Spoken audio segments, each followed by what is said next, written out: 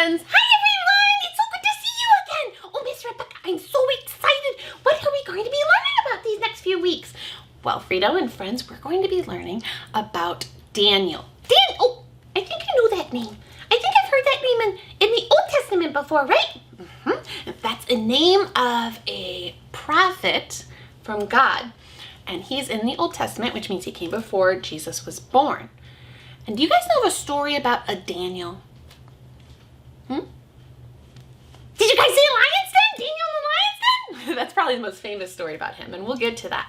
But today we're going to learn about when Daniel was a little, was when he was a young man. Oh, a young man? When he was kind of younger, like maybe 15 years old. Oh, like a teenager. Yeah, like a teenager. And so we're going to learn about Daniel in these next few weeks, and we're going to learn about how cool he is. Well, kind of. We're really going to learn about how God shows himself in Daniel's life and what we can learn about that. Oh, so we'll learn about God while we're learning about Daniel? That's exactly right. Okay. Miss Rebecca. Yes? Miss Rebecca. You have goldfish! You have goldfish! Oh, I love goldfish! Oh my God, do you guys see? There's a bowl of goldfish right there. Is that for me? It is for you, Frida. Oh my goodness. And what's next to that? Well, there's ice cream next to that. Oh, ice cream?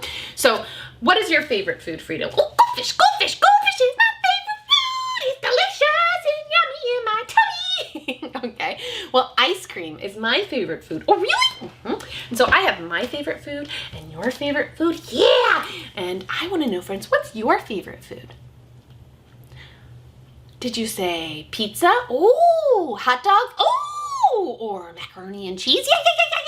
How about apples? Or maybe avocados? Oh, so good, so good, so good. Not quite as good as goldfish though. I love goldfish so much. Well, I'll let you have some goldfish in a little bit, okay? But we're going to talk a little bit about food. That's going to be our introduction to the beginning of Daniel. Food? So, the beginning of Daniel in the very first chapter of Daniel is where we're going to start. And there's a lot of big words in this story, so I'm going to kind of give you a short version of it. Oh, okay. So I'm not going to read exactly from the Bible, but this is the general story of it, okay? Okay.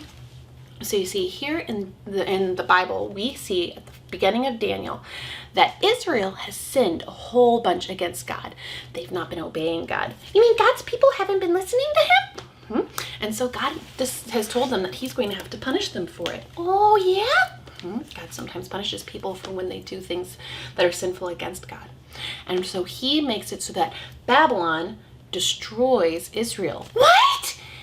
You mean God's people are like, poof, wiped away? Well, not exactly, but they're no longer in charge of their kingdom anymore.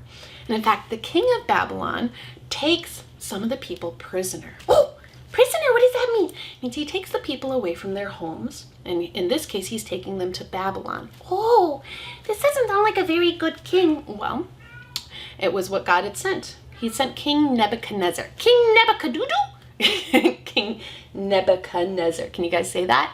Nebuchadnezzar. Nebuchadnezzar. Nebuchadnezzar. Okay, I think I got it. Nebuchadnezzar. All right, you could just call him Neb. Okay. So King Nebuchadnezzar, he decided he was going to have all of the young men who were from the king of Israel's family, that any of them who were smart and handsome, he was going to take as prisoner to his palace. Oh, so you mean away from their families? Away from their homes? That's really sad. It is very sad. Things like that are very sad, Frida, and they happen a lot in history and even today, that people get taken from their homes. Yeah. And so, where does Daniel come in? Well, you see, Daniel was one of those young men who was taken. He was? He must have been really sad. He was really sad. I'm sure he was. And he was taken along with 3 of his friends. His 3 friends' names were Hananiah, Mishael, and Azariah. Oh, I haven't heard of them before. Well, maybe you have if you think about this. You see, when they came to Babylon as prisoners, they were given new names. What? You mean they lost their name? Like, if someone told me, your name's not Frito anymore, it's not Greg. Would that make you really sad if people started calling you Greg? Yeah, I mean, Greg's a nice name and all, but my name's not Greg, my name's Frito. I know. And so that's what happened with Daniel. His name was Belshazzar. That was the Babylonian name they gave him. Oh, and his friends' names became Shadrach, Meshach, and Abednego. Oh, I think I've heard those names before. Those are the Babylonian names of Hananiah, Mishael, and Azariah. Oh, so you mean they've lost their home, they've lost their family, and they've lost their name? They must have been so sad. I would have been so sad. I probably would have been very sad too. But you know what? They didn't lose the most important thing. What's that? They didn't lose their God. Oh, you mean the God of the Israelites? The God that you and I worship? They didn't lose him. What do you mean? Well, no matter where you go, do you think God's always with you? Well, yeah, that's what I've been told. And it's very true. God's with us no matter where we go. And if you don't remember anything else, I want you to remember this. God is always with you. Yeah. So you mean God was with Daniel too in Babylon, even when he was away from his home? God was with Daniel and his friends, even when they were away from their home. And you know what's great is that they had everything else taken away from them, but they still knew God was with them and that they had to obey God and God loved them. Oh, how do we know that? Well, you see, the king had told all the men that were there that were being trained in the king's palace that they could eat the king's meat and they could drink the king's wine. But the problem is that the meat that they were given to eat were meat that the Jewish people had been told they shouldn't eat. Oh, what do you mean? Well, like God had given in his laws to the Jewish people, to the Israelites, that they shouldn't eat pork, for example. Oh, like pig! Like pig. And so because they shouldn't eat pig, that was part of what the king's meat was that they were giving them. Oh, but we eat pig. God doesn't keep that as the law for us any longer. But for Daniel, that was a law from God. And Daniel knew he shouldn't do that. He should love God and honor his laws, which meant that he shouldn't eat that meat. Oh, and so he made a deal. Well, because he decided he would honor God in that way, God said, okay, I'm going to make the person in charge of you, your boss, I'm going to make it so that he likes you. And so that's exactly what happened. And Daniel said, feed me vegetables. And him and his friends, they said, feed us vegetables and feed us water. Oh, feed us vegetables and water? So instead of pork, they were eating like pumpkins or apples. Oh, that looks really yummy. Or avocados. Oh, I love avocados. And they were told to drink water. Water is really yummy. It's very good when you're really thirsty. Yeah. And so they started to eat and drink those things. And their boss said, okay, this is okay, but I'm a little scared because if you're eating just vegetables and not meat, then you're going to look kind of weak. And the king's going to be mad at me. Oh, so he was scared? And Daniel said, wait, listen, let's make a deal, okay? For 10 days, let my friends and I eat our vegetables and our water. And for 10 days, all the other men, they can eat their meat and wine. And after 10 days, you see if it's okay, if it's fine for us to keep eating this. And so he agreed. Okay, he agreed. And so after he agrees to this, 10 days later, he looks at Daniel and his friends and he says, oh, you know what? What? You guys are even healthier. You're even healthier than these guys who are over here eating the meat and wine from the king. Ooh! So they got to keep eating that? In fact, the boss made it so that all the men there, instead of eating the meat and wine from the king, had the same diet as Daniel and his friends. They all had vegetables and water, and it made them strong. Oh, so I guess that means I should always eat only vegetables and water. Well, that's not actually what we should be learning from this story. What we can see is that God gives blessing to Daniel for following his laws, and he makes it so that Daniel can continue to follow his laws. Oh, okay, right. Like we're finding out what God is doing, right? So we see that God is doing these wonderful things. And in fact, God continues to bless Daniel and his friends. He gives them great wisdom. He makes it so that they have they learn a lot of the things about Babylon, and that their bosses like them a whole bunch. In fact, so much so that when it's time for them to get to meet the king and show themselves to the king is amazed at how much they know. He's amazed at all the wisdom that they have, even more so than all of his wise men. He's like, whoa, you guys are like 10 times smarter than them. What? So if I obey all of God's laws, then I get to be 10 times smarter than everyone? No, that's not exactly what we learn in the story either, but that's what happens. Well, that's what happens in this case. But God treats people in different situations differently.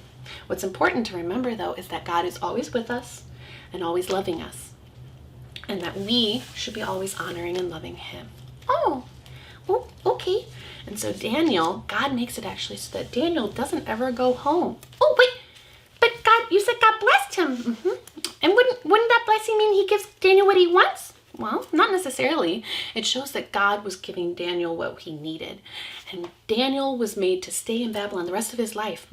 And we'll see that he ends up doing a lot of really amazing things. And the whole time, he remembers that God is with him. And he should be honoring and loving God. Oh, that's really cool. It is really cool. In fact, he has to know, because he was born after David, he has to know this one psalm, Psalm 139. Where it says, where shall I go from your spirit, God? Or where should I flee from your presence? So where can we run away from God? If you don't want to be with God anymore, if you want to say, God, I don't want to be next to you anymore, where do we go? You can't go anywhere, silly. God's everywhere. That's right. It says, if I ascend to heaven, you are there. If I make my bed in Sheol, you are there. If I take the wings of the morning and dwell in the uttermost parts of the sea, even there your hand shall lead me. So God's always with us, no matter where we go. Yeah. And it says, if I say, surely the darkness shall cover me and the light about me be night. Even the darkness is not dark to you, Lord. The night is as bright as the day, for darkness is as light with you. So even when Daniel was in a place that maybe wasn't actually dark, like Babylon wasn't really dark, but he was in a place where he was probably very sad and in a dark place in his life, where he was just a teenage boy and he'd been taken away from his home, God was still with him. And God knew what was going to happen to Daniel's life. In fact, it even says in the next few chapters of this Psalms, or next few verses of this Psalms, that God knows what we're going to be and what every day of our life is going to be like, even before we're born. Oh, he does? So you mean God knew that Daniel was going to be taken away from his family and brought to Babylon even before Daniel was born? And so every good thing that was going to happen to Daniel and every bad thing that was going to happen to Daniel, God knew, but God also knew that he would be there with Daniel the entire time, loving him, and Daniel would be loving him and would be loving God in return. Oh, that's so cool. And here's another thing, friends, for you to think about, is that wherever Daniel went, he always let other people know that he was honoring God and that God was the reason behind every good thing that happened to Daniel. He was doing what we call a witness. So have you guys ever heard of the word missionary? Missionary. Oh, yeah. A missionary is someone who goes somewhere to tell other people about Jesus. That's right. So friends, think of this. A missionary could be someone who goes to another city, to another country, to another part of the world altogether. So we might have missionaries that go from Norfolk and move to New York City and become missionaries and tell other people about Jesus there. We might have Christians that come from China to Norfolk to talk to other people about Jesus here. Oh, you mean missionaries even come to our place?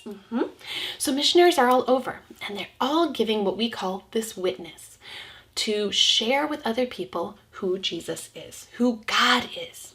Now, Jesus wasn't born yet for Daniel, but Daniel was able to tell other people who God was. And God asks us to do the same thing. Yeah, he does. That's true. He wants us to know and share the joy that's in our heart about Jesus coming and living for us and dying for us on the cross. Yeah. So that all of our sins could be taken away when he died on the cross, so that we could have a relationship with God, right? That's exactly right. And so that, friends, you see with Daniel, we'll learn about this all these weeks, how Daniel was sharing as kind of like a missionary, a witness of who God was to people who didn't know who God was. And so we can do the same thing. We can share who Jesus is to other people, who God is to other people, that he is the one who rescued us, saved us from a life where we don't know that God's always with us, to knowing that we have a God who loves us and will care for us and be with us always. Yeah, I like that a lot. Can we tell all of our friends? We should tell all of our friends. But before we do that, can I have my goldfish? Yes, now you can have your goldfish. Okay, I'm so excited. All right, friends. So I will see you next week. And Frida, can we say goodbye? Sorry. Oh, wait a minute. You're a little excited, aren't you? Yeah, I am. I love goldfish so much. All right, friends. I hope that you have a wonderful week, and we will learn more about Daniel next week. Okay, bye, you guys. Bye. Frida.